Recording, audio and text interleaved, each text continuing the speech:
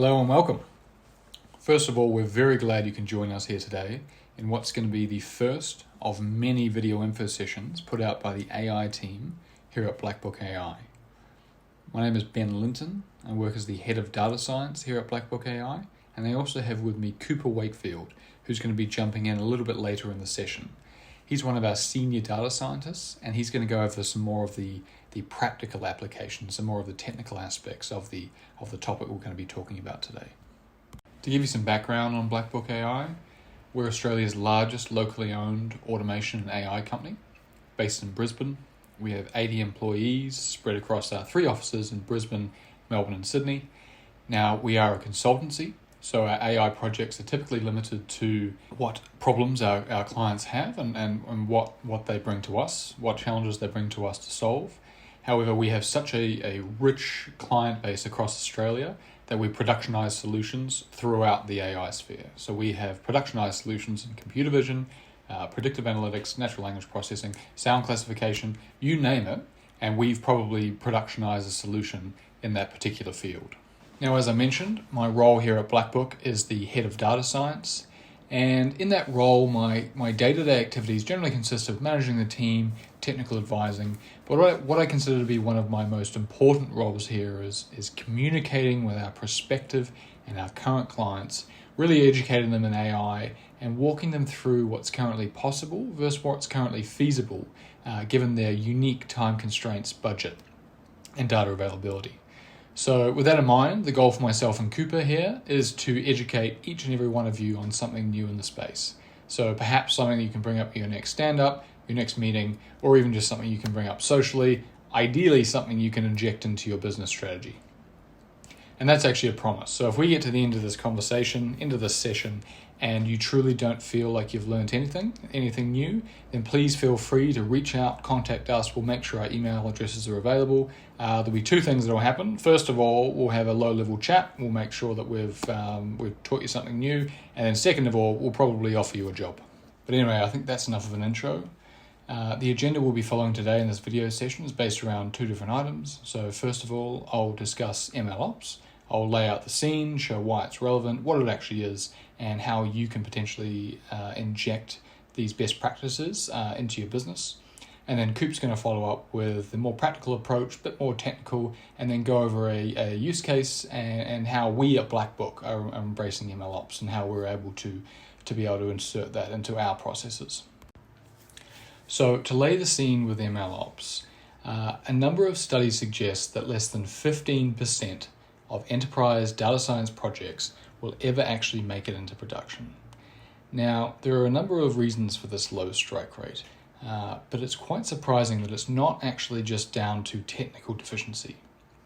You can have a team of top-notch data scientists and ML engineers, but if there isn't a healthy, forward-looking data culture, and if there isn't a clear data science operating model established within your organization, then unfortunately, that team is being set up to fail. Now, in this session, we won't go into detail discussing these organizational requirements for ensuring successful ML adoption, but rather we'll lay out the complexities of real-world machine learning systems and illustrate why MLOps best practices are essential to delivering ongoing value for machine learning projects. Now, there are a number of different components involved in delivering a machine learning solution outside of the actual machine learning code itself. And the diagram on screen will hopefully help illustrate the 3 main obstacles that arise because of all these seemingly hidden components. The first obstacle that jumps out is the sheer number of items on the page. No one person can possibly skill up in all these different areas to the point where they could handle a deployment themselves.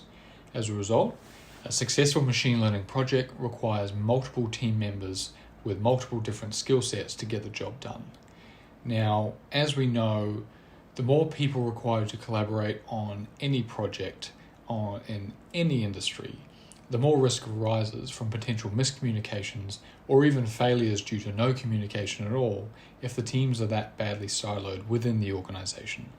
The second and third obstacles are based around the complexity arising from having so many components actually having to work together. Either difficulties will arise because not enough attention was paid up front to where the model will actually be hosted, And so when it comes to production time, the model ends up actually being incompatible without a huge refactor. Or just the sheer time it takes to factor in all the different components ends up blowing the budget, or it doesn't give enough time for the data science team to actually develop a model that's going to be satisfactory for the business and for the customers.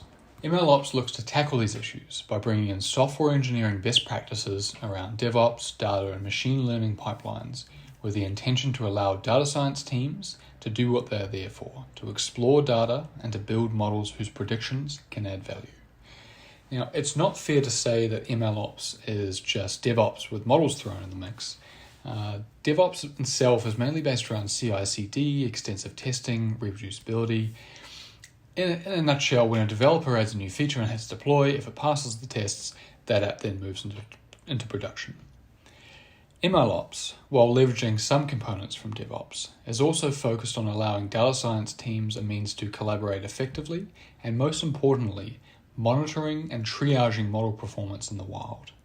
If tastes or fashions change, heavy-duty equipment on an industrial site is being slowly replaced, or if a new virus adds unexpected load to a health system, the time taken to manually retrain machine learning models and deploy is prohibitive and will lead to suboptimal performance within any machine learning system. Because there is no eloquent definition of MLOps, to further explain what it really entails, I'll go through what's known as the MLOps Maturity Index. Any organization who has deployed a machine learning project will fall on this scale, and it's easy to see which direction that you want to go.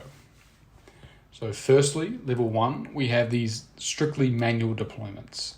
This can be copy-pasting code, copy-pasting model files into the production machine, or updating your production instance via Git.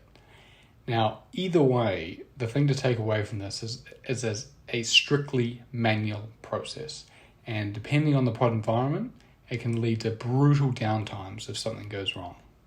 Now, there's nothing to be ashamed about. We've all done it. But let's just make sure we're moving away from this and we're moving in the right direction. Level 2 of the MLOps index is an immediate improvement and quite a jump in sophistication. From the get-go, we're looking at building machine learning pipelines, which not only automate the model training process from kickoff to deployment, but also keep track of what data was used to train what model and all test metrics associated with the training process as defined by the user. So if in doubt, if a model is declining in accuracy, if you need to understand why your new model is performing worse than the other, you can go back, you can look at the data that was trained, you can look at any new data, and then you can find the issue. One step further at level 3, we're looking at the machine learning equivalent of set and forget. A full end-to-end CI/CD pipeline which monitors incoming data for any drift from the existing training set, real-time model performance, and pending any drops in accuracy, will automatically retrain the model on newly acquired data before deploying it into production. With this level of MLOps, a model could theoretically stay relevant, stay accurate, and continue adding value for years to decades. Now, at this point, I think we've discussed enough theory, and I'm keen to get into more of the practical side of things. Given the COVID situation, I'll do the old unorthodox virtual handover to Cooper, who's going to go over some of the practical examples using Sagemaker and AWS. With the increasing dominance of cloud computing, it has never been easier to implement machine learning solutions. However, MLOps can often go by the wayside. To illustrate the creation of MLOps in Amazon Web Services, I will focus on some of the products that can be used to facilitate this, and finish off with a use case that illustrates how we implement MLOps for one of our products. You will see that while MLOps may sound like a daunting task, in its application, it is a logical succession of processes that can be simply implemented with a suite of AWS products. Serverless architecture offers a cost-effective and simple way to implement an MLOps pipeline. Some of the core AWS products Blackbook uses to orchestrate our automated MLOps pipelines are AWS Step Functions. This service allows this orchestration of various components of the pipeline, as well as incorporating logic for model validation and replacement. AWS Event Bridge.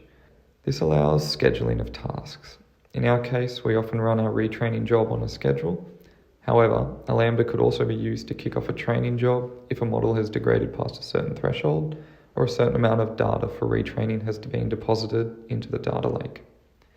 AWS Lambda is a serverless compute service which can be leveraged to execute functions and triggering model retraining on Sagemaker. AWS Sagemaker. This can be interchanged with any compute resource for your particular use case and product. However, Sagemaker offers a wonderful platform that will handle model training, hyperparameter tuning, and model inference all in one product. To support this pipeline, we also use a few associated products, namely products that allow us to manage, curate, and annotate our data upstream from our training process. A few of these services are AWS S3. We leverage S3 for both our raw and structured data store, as well as for model artifacts, CloudWatch logs, and inference output. AWS Sagemaker Ground Truth. A lot of the use cases Blackbook works on are supervised learning problems. As a result, a label tool is needed. Ground Truth offers a great, fully managed labeling service that can be easily incorporated into an MLOps pipeline. CloudWatch. CloudWatch is a central location that enables the monitoring of metrics during tuning and training. This can be used for triggers within the pipeline as well. Blackbook has developed a machine learning-based defect detection product for use within utility networks. It uses the video captured by CCTV cameras deployed into the network as its input and generates a report of where and what defects are present within that network. If you think of the sheer size of the utility networks needed to service cities, it paints a picture for the size of the task at hand. This in turn illustrates the need for a strict MLOps pipeline to ensure model drift is kept to a minimum. The other important function the pipeline plays in this case is to manage compliance and governance. Using an auditable and proven machine learning process, human error can be taken out of the loop and ensure consistent results 365 days a year. With a model trained on historic data, this model must then be maintained and continually benchmarked. Walking through our MLOps pipeline, it starts at our data. All the raw data that is captured by devices in the field is returned back to base and uploaded into the data lake hosted in S3. There are then two pathways the data can take. One, curation for the continual evolution of the dataset and model, and two, inference, which is the core utility of the product. To illustrate the MLOps component, I will focus on the curation and subsequent model retraining. Being a supervised computer vision problem, this raw data needs to be enriched, manually annotated, and saved in the correct file type and location supported by the ML model. This is where we leverage Sagemaker Ground Truth.